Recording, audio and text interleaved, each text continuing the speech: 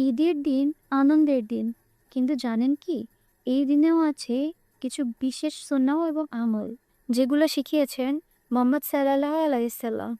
চলুন জেনে নিই 7টি গুরুত্বপূর্ণ আমল। 1. ঈদের আগে গোসল করা। 2. নতুন বা পরিষ্কার পোশাক পরা। 3. ঈদুল ফিতরের নামাজের আগে খেজুর খাওয়া। 4. বেশি বেশি তাকবীর পড়া।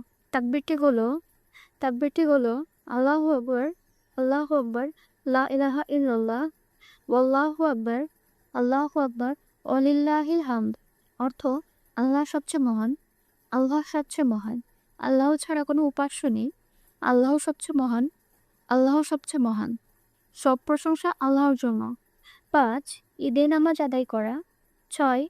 মুসলিম ভাইদের সাথে কোলাকুলি ও শুভেচ্ছা বিনিময়। 7. গরিব ও আত্মীয় স্বজনদের খোঁজ নেওয়া।